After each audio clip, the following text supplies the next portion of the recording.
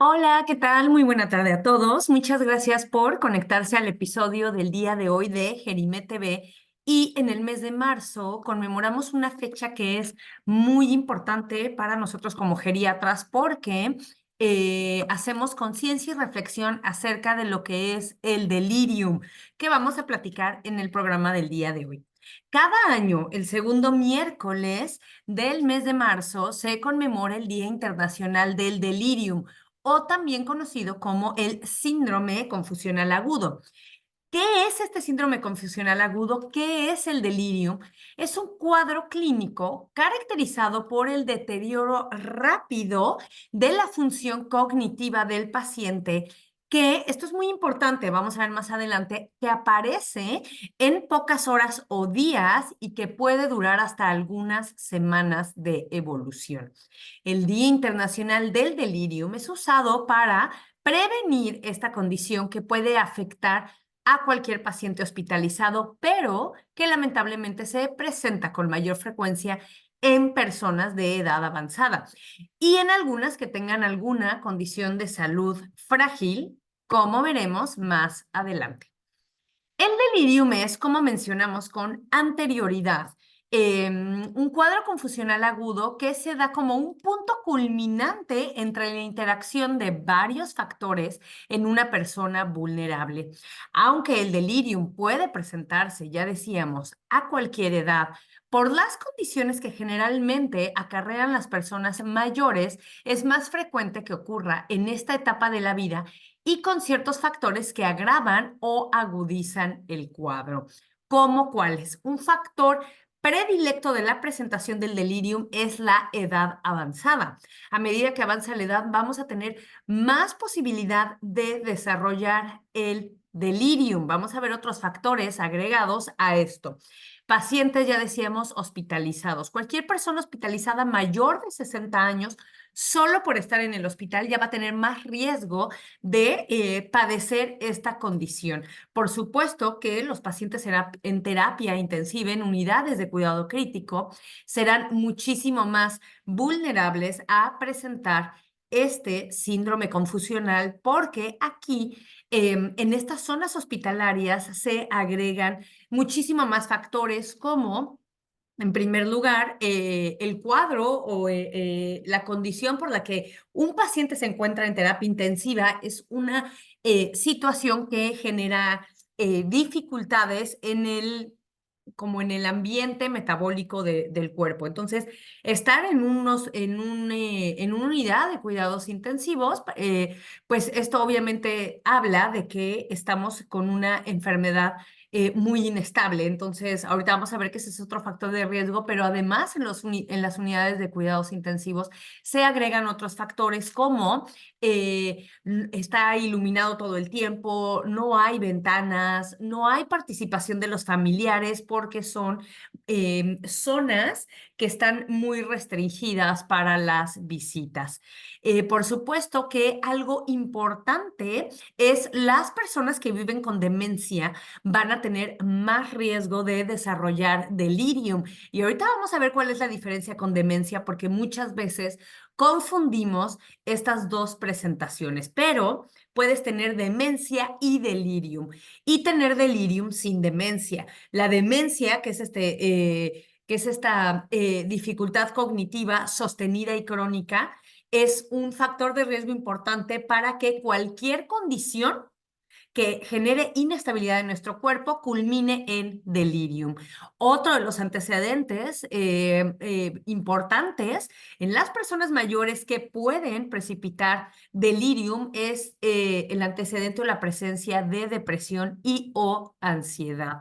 También, obviamente, las personas que son más dependientes, funcionalmente hablando, van a tener más riesgo de presentar este síndrome y también entre más deficiencias sensoriales tengamos, más posibilidad vamos a tener de desarrollar este síndrome. ¿A qué me refiero? Si no vemos bien, si no escuchamos bien, ¿no? Y entonces estamos en el hospital o estamos en... en lugares geográficos adversos y el paciente no tiene sus lentes, no tiene sus auxiliares auditivos, todo esto va a favorecer a que se confundan aún más y precipitar también el delirium. Ya decíamos que enfermedades concomitantes y específicamente que estén mal controladas van a ser también precipitantes de delirium y lo que acompaña a tener enfermedades concomitantes, que es el uso de varios medicamentos. Existen muchos medicamentos que pueden tener el riesgo de presentar delirium o que en combinación con otras clases farmacológicas u otro tipo de medicamentos pueden llegar a presentar delirium. El abuso de alcohol y de sustancias ilícitas obviamente también pueden precipitar la aparición de delirium. Infecciones, esto es algo muy frecuente en las personas mayores y a medida que avanza la edad tendremos más riesgo de que una infección pueda presentarse como síntoma el delirium, pero ojo, también el dolor. El dolor es un síntoma importante precipitante de delirium, también cirugías, anestésicos y algo muy importante, mala alimentación y o malnutrición, ¿no? Puede favorecer estados confusionales agudos en las personas mayores. ¿Cuáles son los síntomas? ¿Cómo se presenta el delirium? ¿Cómo se presenta un cuadro confusional agudo? Básicamente debe de tener tres manifestaciones base, que son reducción en la conciencia del entorno, poca capacidad de reflexión y cambios conductuales y o emocionales. En cuanto a la reducción de la conciencia del entorno, esto se refiere a que la persona tiene problemas para concentrarse en un tema o cambiar de tema, ¿no? O sea, ya sea que no pueda prestar atención al tema en particular que se está tratando o que esté cambiando constantemente de tema, ¿no? Entonces, no hay una conciencia adecuada del entorno. Otra manifestación puede ser quedarse pensando en una idea en lugar de responder preguntas, está muy distraído o tendiente a la distracción y o está aislado, perdón, con poca o ninguna actividad o respuesta al entorno.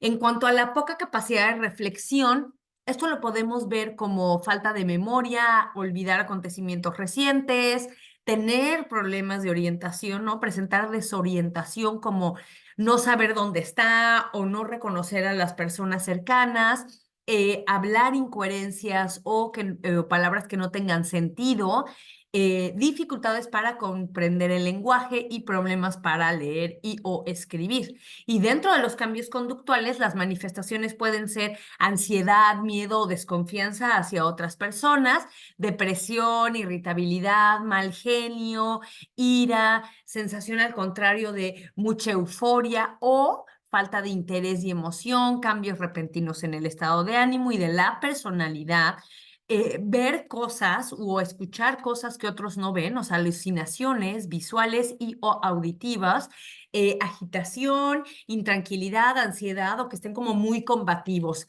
gritar, emitir quejidos u otros sonidos, movimientos lentos o pereza, cambios en los hábitos del sueño, inversión del ciclo sueño-vigilia, de tal forma que durante el día están dormidos y durante la noche se está despierto durante toda la noche, ¿no? Entonces, todos estos síntomas que, si ustedes se dan cuenta, comparten mucho con otros trastornos neuropsiquiátricos, como por ejemplo la demencia. La diferencia es que todos estos síntomas de los que platicamos los vamos a empezar a ver de una manera muy aguda y que fluctúa. Este cuadro confusional agudo es de tipo fluctuante, o sea, la persona entra y sale de estos cuadros de desorientación. Ahora, ¿cuáles son los tipos de delirium? Hay tres tipos de delirium y el primero es el delirio hiperactivo, delirium hipoactivo y el delirium que se presenta de manera mixta, o sea, tanto hiperactivo como hipoactivo, que va alternando. ¿Cuál es el delirium hiperactivo? El delirium hiperactivo es el más fácil de reconocer porque las personas que con ese tipo de delirio están muy inquietas, están agitadas, están con deambulación errante, quieren caminar, ven cosas, gritan, o sea, es hiperactivo están en una hiperactividad, están muy ansiosas, tienen cambios repentinos del estado de ánimo de la personalidad y lo hacen evidente. Hay alucinaciones, ven cosas, escuchan cosas y las personas con ese tipo de delirium generalmente suelen resistirse a recibir atención médica porque al estar dentro del cuadro confusional agudo no permiten el que los familiares o los cuidadores quieran ayudar. Entonces, el delirium hiperactivo es el más fácil de reconocer y es más frecuente que el delirio hipoactivo. Este delirium es menos diagnosticado o más difícil de ver porque las personas que lo padecen empiezan más bien a tener inactividad o muy poca actividad, ¿no? Entonces, ¿sabes qué? Lo veo muy cansado o está muy perezoso o tienden a estar este tipo de personas somnolientas. Quizá parezcan que están muy cansados o que tienen mucho sueño y no interactúan con la familia, ni con otras personas, ni los cuidadores. Entonces, el delirium hipoactivo es el contrario del hiperactivo, están sumamente somnolientos, poco reactivos al medio y generalmente los pacientes, o más bien los familiares de este tipo de pacientes, mencionan que a partir de cierta situación, el paciente empezó, pues no despierta, está muy dormido, no quiere comer, ¿no? Y cuando despierta dice incoherencias. El delirium hipoactivo es más peligroso y tiene una tasa de mortalidad más alta y de complicaciones que un delirium hiperactivo. Y por último, el delirium mixto, en donde los síntomas fluctúan entre ambos tipos de delirium. Y es posible que la persona pase de estar muy inquieta, muy agitada, a estar muy somnolienta e inclusive obnubilada. El delirio mixto también es más fácil de ver y abordar porque es más evidente, ¿no? Entonces, el más difícil es el delirium hipoactivo y como nos tardamos a veces en darnos cuenta que no es una situación que el paciente esté voluntariamente haciendo, es que tardamos en darle el manejo y el diagnóstico para dar un tratamiento adecuado. Ya decíamos al principio de la plática que el delirium y la demencia pueden ser difíciles de diferenciar y es posible, ya decíamos, que una misma persona tenga ambas. Una persona con demencia va a tener un deterioro gradual de la memoria y de otras habilidades del pensamiento debido al daño que genera la pérdida de neuronas cerebrales. Mientras que el delirium se produce con frecuencia, aunque se produce con frecuencia en las personas que viven con demencia, en los eventos de delirium no significan que una persona tenga demencia. Cuando estamos bajo un cuadro confusional agudo, no debemos de hacer pruebas de demencia durante estos eventos, ya que los resultados pueden ser engañosos. Entonces, si yo veo a un paciente o me traen a un paciente a la consulta que está muy agitado, muy inquieto, está muy desorientado, diciendo incoherencias, y yo le quiero hacer un examen de la memoria, esos resultados en realidad no son resultados que sean fidedignos porque la persona está en un cuadro confusional agudo. Las diferencias entre los síntomas del delirium y de la demencia incluyen las siguientes. La manera de la aparición. Ya decíamos que una demencia es un cuadro gradual, es un cuadro crónico de meses, de años que se va produciendo. Sin embargo, el delirium se produce en poco tiempo, entre 1 o 2 días o inclusive horas puede empezar a uno a notarlo. Y la demencia comienza con síntomas leves que van empeorando a medida que pasa el tiempo. Ahora, en cuanto a la atención, la capacidad de mantener la concentración o la atención se ve afectada por el delirium, que ya decíamos que es uno de los síntomas diagnósticos cardinales. Una persona en las primeras etapas de la demencia permanece generalmente alerta. O sea, esta parte de la concentración es difícil que se pierda en etapas iniciales. Y alguien con demencia no suele tener una conducta perezosa ni agitada al principio de la enfermedad.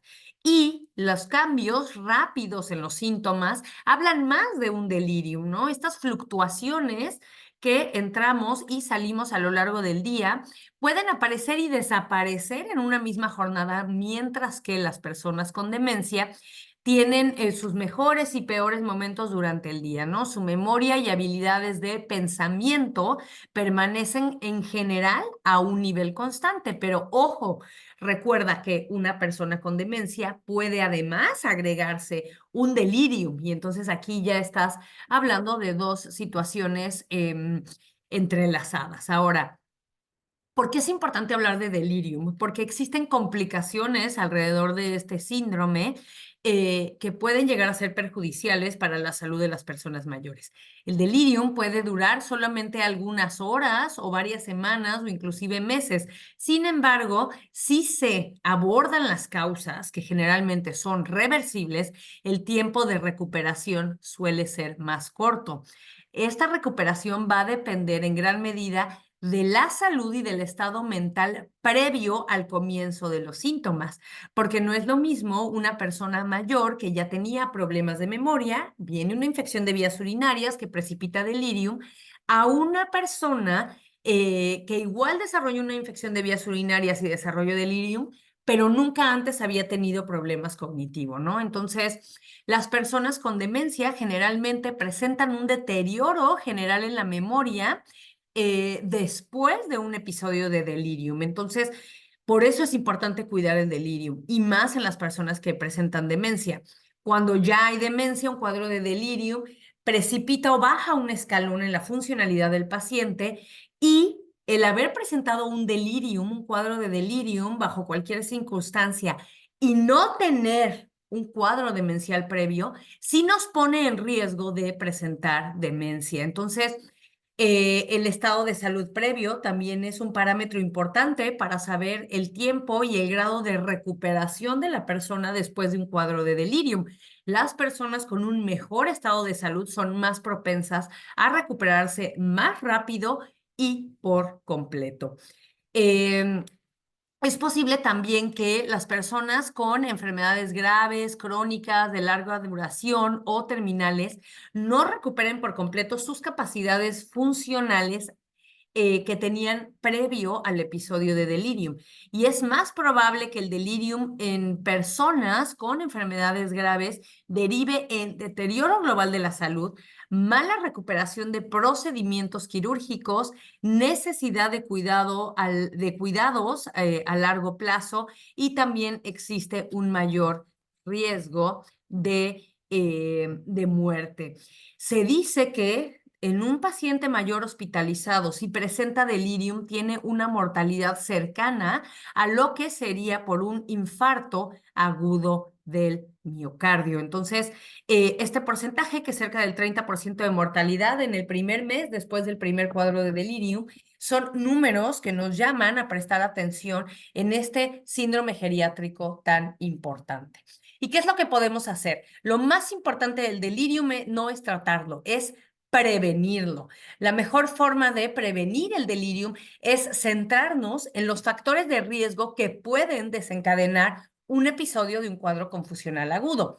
Los entornos hospitalarios siempre son un desafío especial porque las hospitalizaciones a menudo implican cambios de habitación, procedimientos invasivos, ruidos fuertes, poca iluminación y la falta de luz natural y de sueño pueden empeorar la confusión, aunado al problema base por el que está hospitalizado y el uso de medicamentos que pueden precipitar y perpetuar estos cuadros confusionales.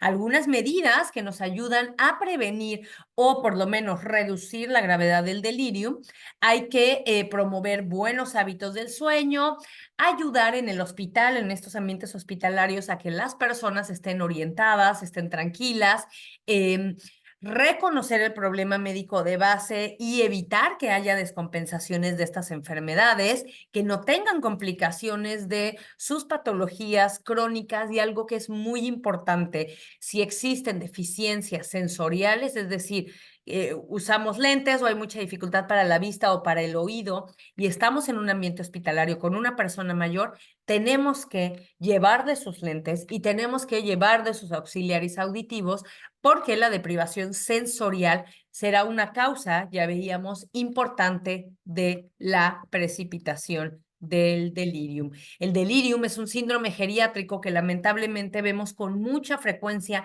no nada más en los ámbitos hospitalarios, sino también en las instituciones que albergan adultos mayores en cuidados prolongados, pero también en casa.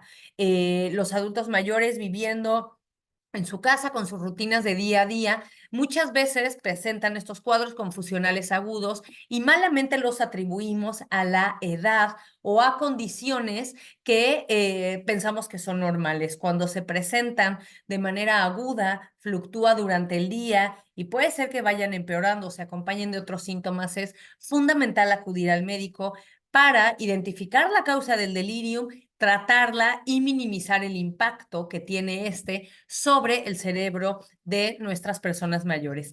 Espero que la información del día de hoy haya sido de utilidad y nos vemos en el próximo episodio de Gerimet TV. Hasta pronto.